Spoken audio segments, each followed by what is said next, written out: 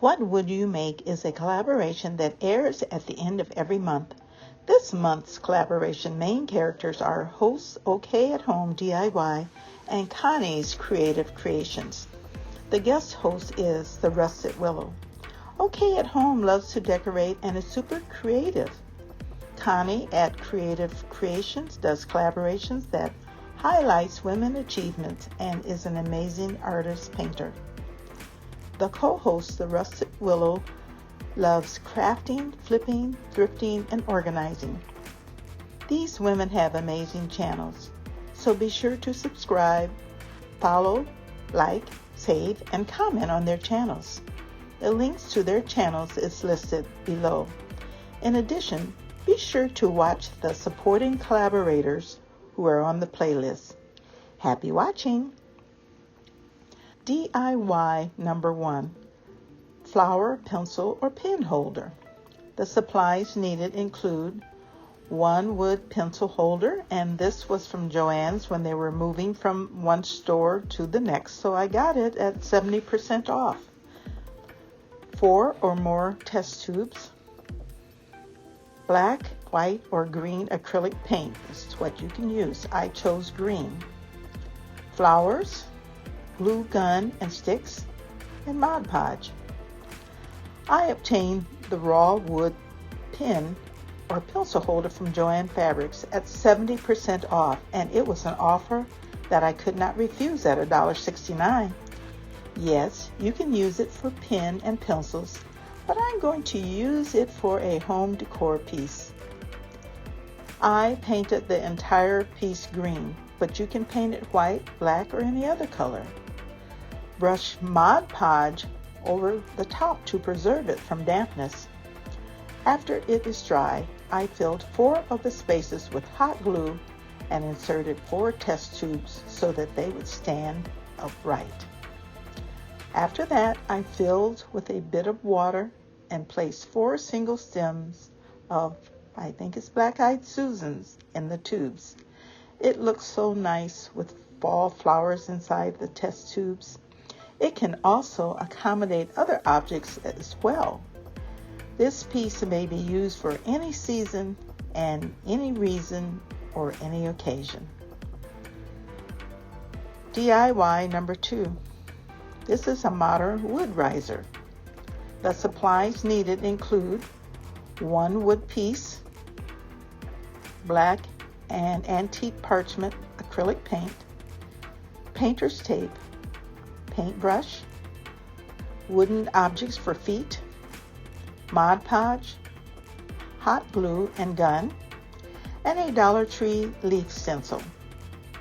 Well, this cute riser is not too tall, but it gives an impact to any space. I had a piece of wood that previously housed tiny Christmas ornaments from Dollar Tree. I saved the piece because it was wooden, number 1, flipped it over, and it adhered wooden feet. And these wooden feet are kind of shaped like a triangle, and they fit in the corners perfectly. And you can see the spots where the ornaments used to be. And I obtained a box of wood pieces from Free Friday. So I got the feet free. The top, I had it from Christmas tree ornaments. So basically, it didn't cost too much. I taped off the sides because they were, raw wood, and painted the top black. In addition, I taped off the top and painted 4 squares with the parchment colored paint. Then a stencil leaf in the center, which was painted this antique parchment, and I thought it looked wonderful. After that, I put a coat of Mod Podge to keep the colors intact. You can place a flower pot, candle, or soap dish on top, and guess what? You have a winner.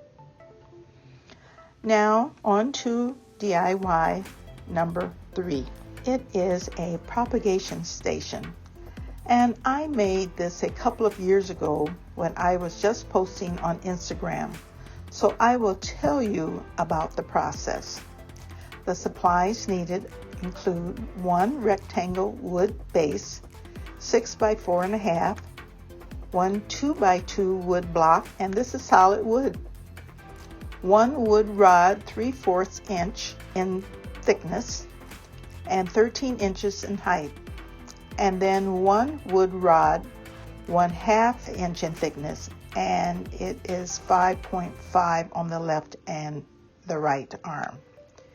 3 cubes from a puzzle game, 3 nails or screws, drill, wood glue, 2 mini quarter glasses from Dollar Tree, some faux leather ribbon, mini metal paper fasteners, glue gun, and a hammer or something that you can pound into. Now, first thing you want to do, of course, is gather all your pieces. Then you want to drill a small opening into the side of the 1/2 inch rod. And this is approximately 3 inches from the top, then 6 inches from the top. You want to drill a small opening in the middle of the cube and into the middle of the 3/4 inch rod. Once that is accomplished, then you can start to put it together. I applied some wood glue to the cube and placed it in the center of the rectangle piece.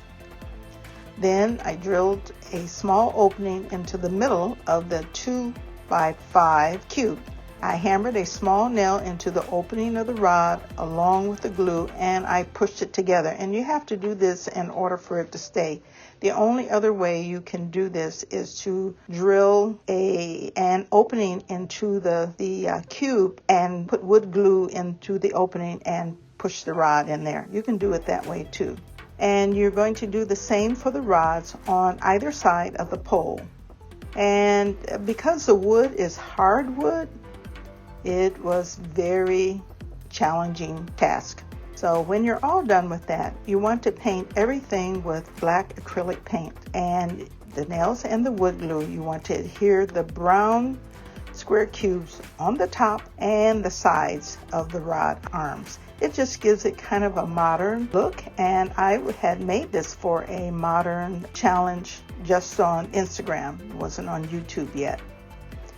Then, to make the cups to hold the leaves, I got these mini quarter glasses from Dollar Tree.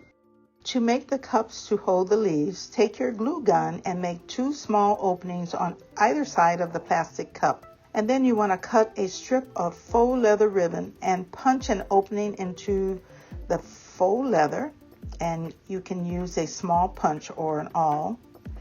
And take your mini metal paper fasteners and put through the opening of the glass and your faux leather ribbon, and then fold it back, and that keeps them intact.